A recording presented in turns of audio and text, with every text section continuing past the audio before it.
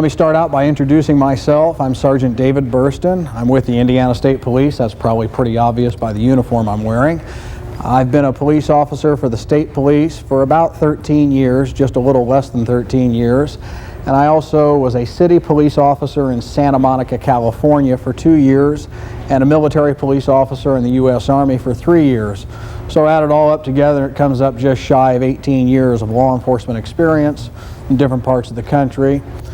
My expertise lies more in recognizing people under the influence of drugs, of which alcohol is, of course, a drug, and other types of drugs, marijuana, cocaine, things of that nature. What I hope to cover today are several things. We're going to spend a little bit of time talking about the alcohol beverage laws of the state of Indiana. We're going to spend a little bit of time talking about auto insurance costs. We're going to spend a little bit of time talking about seat belts, and all told, it's going to take our whole session. Now, I hope that we'll have some time left over to talk about what to do if, God forbid, you are pulled over by a police officer, and how to make a very unpleasant situation maybe a little less unpleasant. And who knows, just because of some of the things that I tell you to do, if you do them, you may get a warning. You never know. Cops are people too. We just want to be treated like everybody else. We want to be treated decently.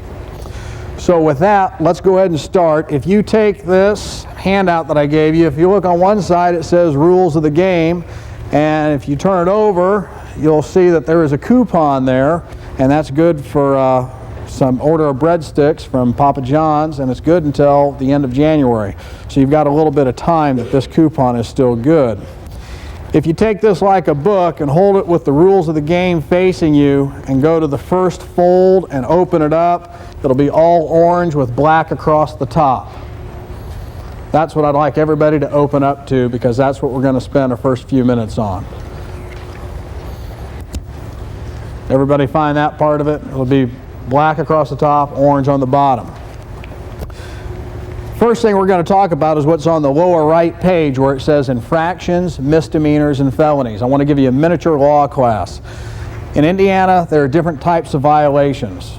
Infractions are the least serious. It means that you really didn't break the law, you just kind of sort of bent it. Then there are misdemeanors, which are more serious violations, and then there are felonies, which are the most serious. These classifications of laws are broken down into different groups by letters, A, B, C, or D. Whereas most of you hopefully are working to get an A, as far as the law is concerned, the higher the letter, the more serious the violation. So you have a D misdemeanor, which is the least serious, then C, B, and A misdemeanor. Then above an A misdemeanor would be a D felony, all the way up to an A felony, being the most serious type of crime that you could commit in Indiana. Now, with that covered, if you would look over to the top left side where it says the laws and minor laws, and you'll see that it says a minor possessing, consuming, or transporting an alcoholic beverage while driving commits a Class C misdemeanor. Could you do me a favor and read for me, find under misdemeanor, and what is a Class C misdemeanor? What does it say? Class C misdemeanor, 60-day sentence and a $500 fine. Okay, you just heard him read it there. A Class C misdemeanor would be a 60-day sentence or a $500 fine. Now, those are maximums. Now, I'm not going to stand up here, feed you a line of crud and BS you and say to you, if you were arrested for that you would spend 60 days in jail and get a $500 fine. That's not what would really happen. What would really happen, the first time for doing something like that, you'd probably get today a $95 to $150 ticket, and if you were polite with the officer, that would probably be the end of it. If you got in a little argument with the officer, probably be calling mom and dad to come pick you up, and if it really got nasty, you'd probably be taking a trip to the juvenile center. Now, if any of you know somebody that's ever been to the juvenile center, if they're being completely honest with you and not trying to show off, they would tell you that it wasn't a pleasant place to be, and that they would have much rather spent the night in their own home, in their own bed. So it's not a pleasant place to go. Now, if you get arrested for this, again, probably the fine will be a little higher, getting closer to that $500 amount, and maybe you might spend a weekend in the juvenile center. But past that, if you look below that, it talks about a possible 1-year driver's license suspension if the minor is 18, 19, or 20 years of age. Is there anybody here in the classroom that is 18 or older? Is there anybody 17? One. Anybody 16? Okay, we've got about 6 or 7, and everybody else 15. Okay, that should be the rest of the class. This is what applies to you. Right below that, you'll see where it says a mandatory 60-day driver's license suspension and possible 1-year suspension if you're under 18. So now this would be a first-time offense. You'd get the $95 to $150 ticket, but without a doubt, your license will be suspended for at least 60 days. And if you've done this more than once, the judge could make it up to 1 year. So now, no sooner did you get your driver's license, you figure, hey, I don't need that Huffy bicycle anymore, so you sold that at the garage sale.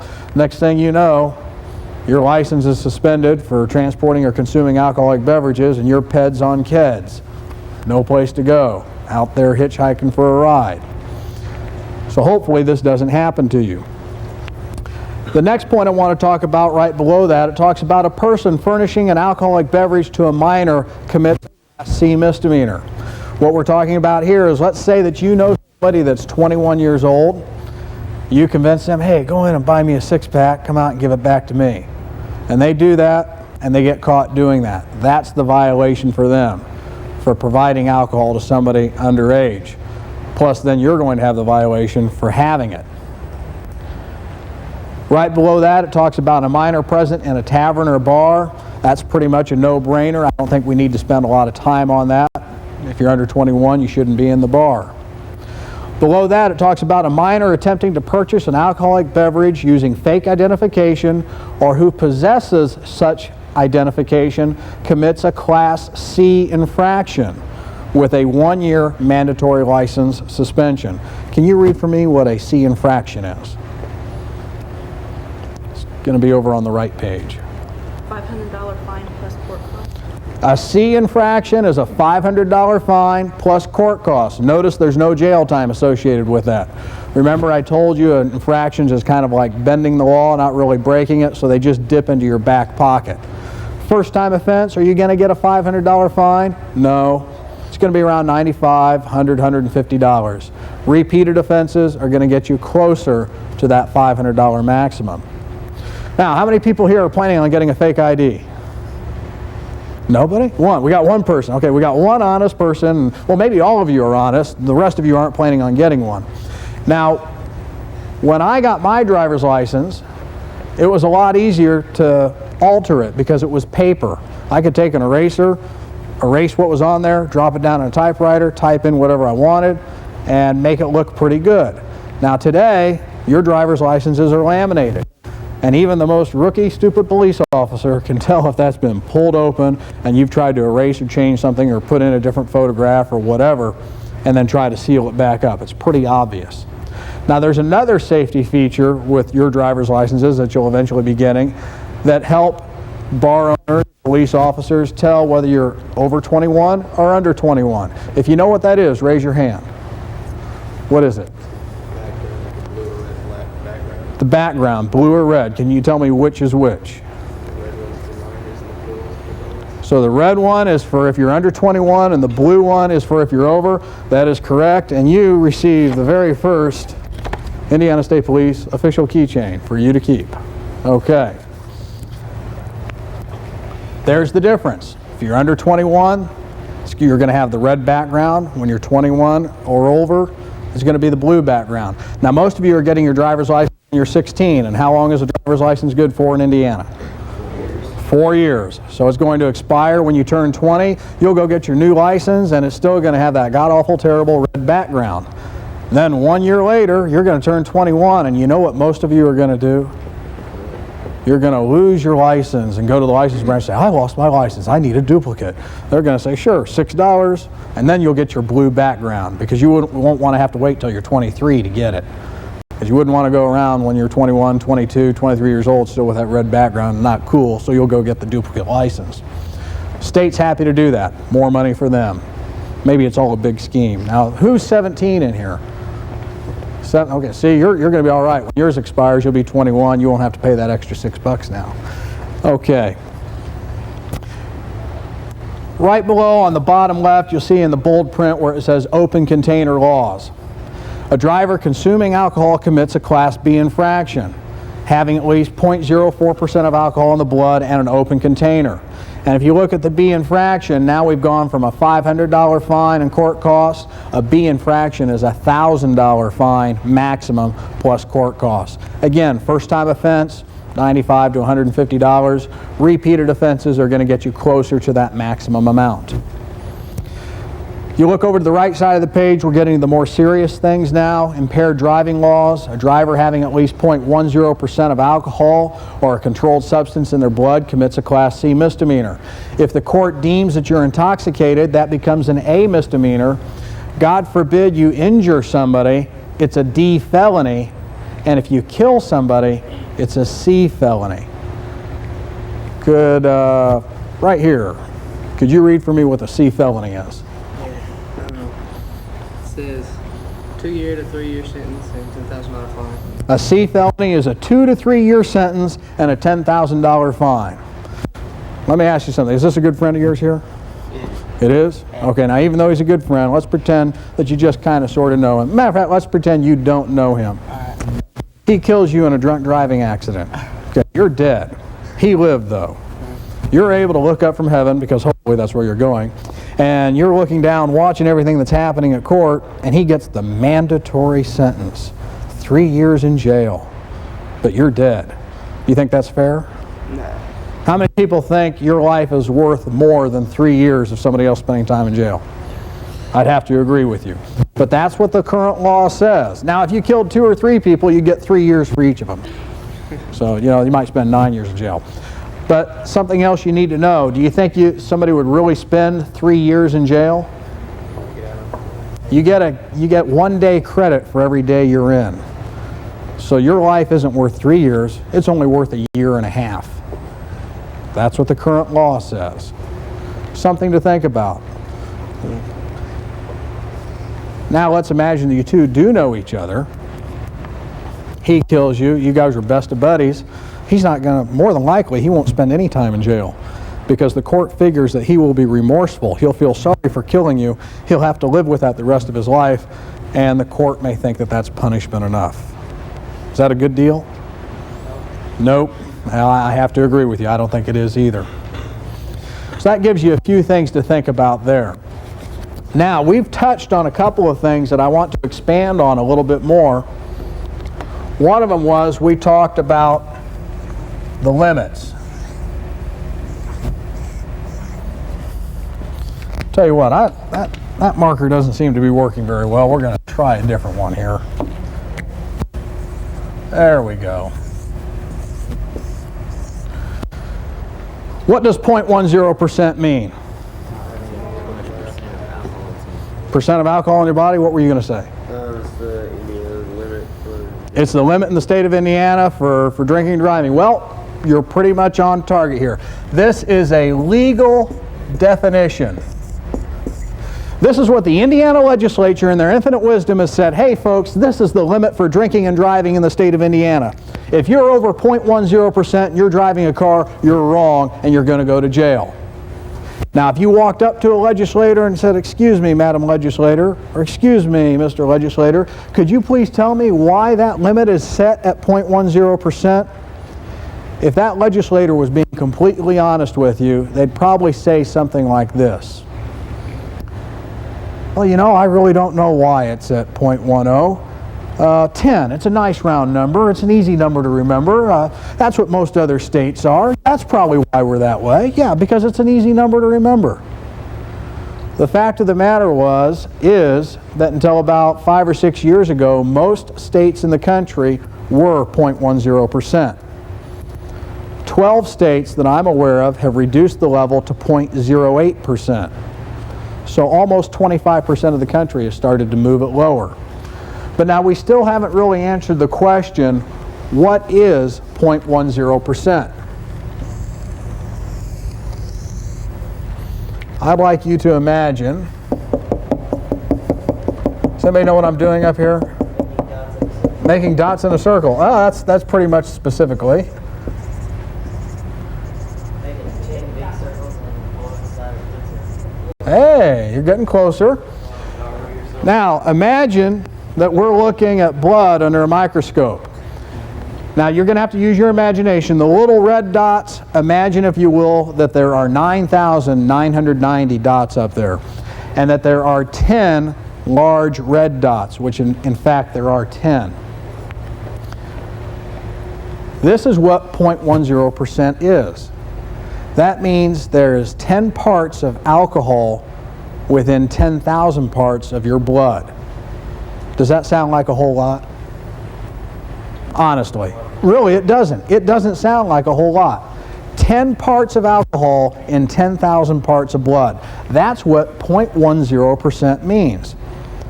You might be thinking to yourself, gosh, this is a little low. Maybe we should raise the limit to 0.20 or 0.30. 30 parts of alcohol in 10,000 parts of blood. Hey, no big deal. It's not that much. Yes, question? We're going to come to that. The question was, how many beers would it take to get to a 0.10? I'm going to come to that in a few minutes. But I can tell you this, if we change the limit, if the limit was changed to 30 parts per 10,000, that for the majority of the people in this room, that would be a fatal amount of alcohol in your system. It would kill you to have 30 parts per 10,000 parts of alcohol in your blood. It would be fatal. The fact of the matter is, a lot of research has been done about alcohol by a group called the AMA. If you know what the AMA stands for, raise your hand. Okay. Do you have a keychain yet? Does anybody else know what AMA stands for? Okay, you got the floor. The American Medical Association, that is correct. You already have a keychain, so that means you get something different. You get an official Indiana State Police Bic pen. Okay? There you go. The American Medical Association. Nobody else here knew that the AMA stood for the American Medical Association? You weren't sure. Didn't want to take a chance. I didn't want to go out on a limb. Well, next time, go with it. You might get a keychain or something. The American Medical Association has documented that all people suffer cognitive impairment above 0.05% alcohol in their blood. So that's just 5 parts per 10,000. Alcohol in the blood causes cognitive impairment. Does anybody here know the definition of the word cognitive? No, it doesn't mean you're intoxicated. I'm looking for the definition of the word cognitive. That means your ability to think and reason. It's the ability to think and reason. All of you should be using cognitive thinking just to process what I'm saying and to understand the English language. It's taking thinking and reasoning ability. Does it take thinking and reasoning ability to drive a car? Yes. Okay. Tell me one thing you have to think and reason about when you drive a car. How fast you're going, what your speed is. That's a good one. Tell me another thing you have to think and reason about. Where you're going. Where you're going. Doesn't help to get in the car and start driving around if you don't know where you're going. Tell me something else. Others around you. Looking around at other cars around you. Don't want to run into anybody. It's a real bummer, especially if you're in mom or dad's car. Oh, put a big dent in it, mom, dad. You don't mind, do you? Cognitive thinking, thinking and reasoning. Now, I want to ask, again, I want to ask you to use your imagination.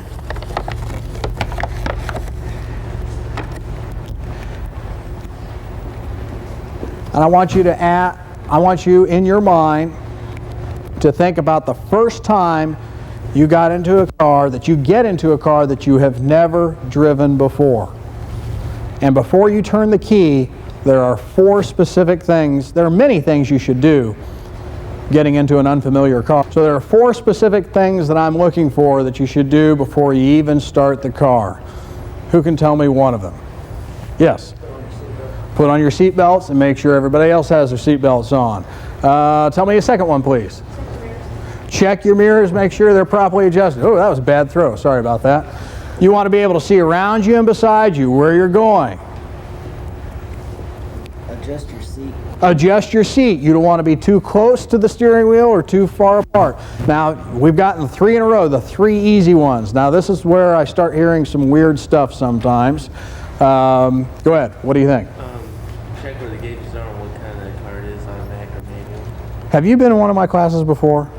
You haven't? That was it. I'm amazed. Okay. Be familiar with the kind of car you're getting into. If it's an automatic, is the shift selector down on the console, or is it up on the steering column, or is it a stick shift? Is it a 3-speed, a 4-speed? Where are all the gauges located? Folks, the time to be looking for the gas gauge is not when you're cruising down 465 and the engine's going chug, chug, chug, and you're down to 20 miles an hour, and you're looking, boy, I bet when it's under E, it means it's empty. Know where the gas, somebody just said, yeah, that's me. So, I still have good ears. Know where the gauges are. Be familiar with the car before you turn the key and pull out.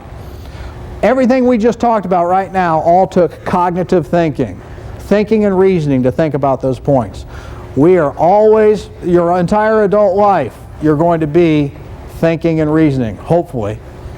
I hope all of you will be. Now, we've talked a little bit about what 0.10% is. We've talked about the legal limit. We've talked about the fact of when you really do become impaired. So I want to do a little bit of a review. We have established a couple of facts and the things that we've already talked about, and tell me if you agree or disagree. First of all, we have established that there, with the exception of 3 people in this room, this is a fact, that everybody else is under age 21. Do we all agree with that? Yes or no? Yes. Okay. The second fact that we have established when we went over the pamphlet is that it is illegal for all of you to transport, consume, or have alcoholic beverages. Do we all agree with that? Yes. Okay, now we're going to plunge into new ground. We're going to establish a new fact. Fact. No matter what I say, what your instructor says, what your driving instructors say, what your parents say, maybe even what a brother or sister tells you, that there are people sitting in this room right now that are going to make a decision to drink and drive a car. Would you say that I'm probably right? More than likely, somebody's going to make that decision. Now that we've established that fact, let's talk about the relation of alcohol and different drinks, and we're getting up to your question now about what does it take. Now, before I draw this illustration up on the board, I want to ask you, have you ever heard somebody say, maybe your age, or maybe you've heard an adult say this, I can drink beer all day long, but if I have one mixed drink, I'm just off the deep end. Have you ever heard anybody say that? Okay, that is false. That's in their mind. Now, have you ever heard somebody say, I can drink beer all night long, but if I have a glass of wine, I get a terrible headache or I get a stomach ache? Have you ever heard somebody say something like that? Now, that could be true, and the reason is there are different processes for making different types of alcohols and different ingredients, and maybe those ingredients cause somebody to have a headache or give them a stomach ache. That's why that could be a true statement. But as far as somebody saying they get more drunk drinking wine or drinking a mixed drink or drinking a beer, that's false, and I'm going to show you why. We're going to talk about beer,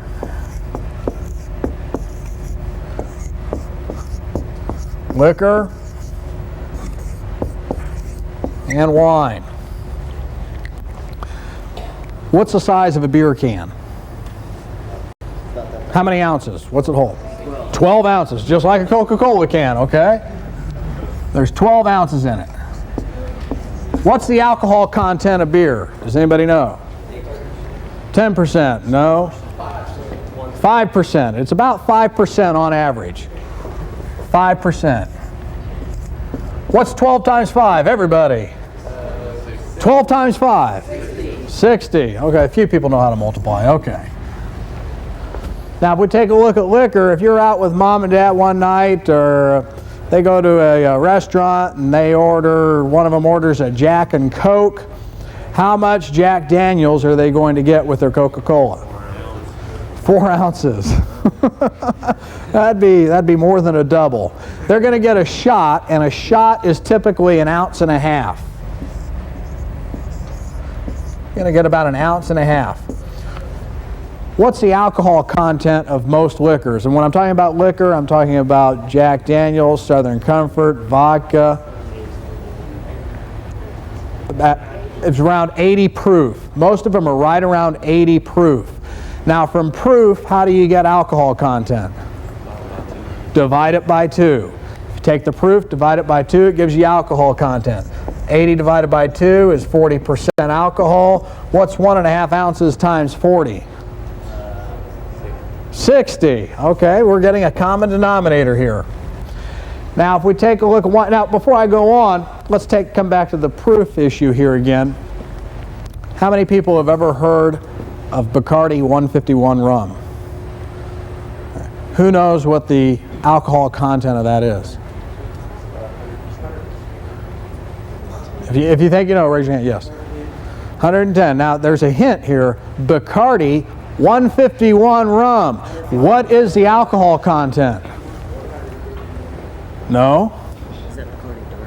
How about 75.5? 151 proof divided by 2, 75.5% alcohol. Everclear 200 proof, that would be 100% alcohol.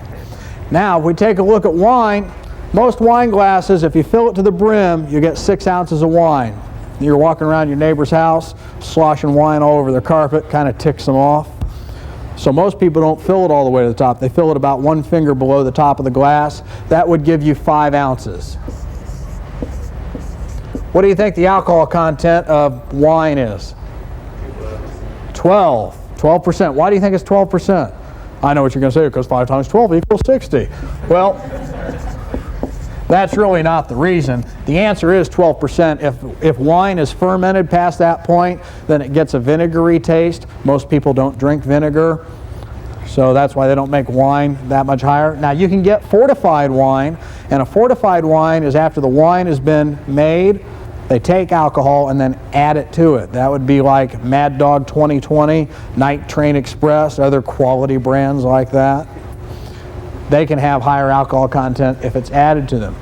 Now, the point of this illustration, and if nothing else from what I'm talking about today, hopefully you remember several things, but this is one of the key points, that whether you have a 12-ounce beer, you have 1.5 ounces of liquor mixed with any type of a soft drink, or you have a 5-ounce glass of wine, you have consumed the same amount of alcohol.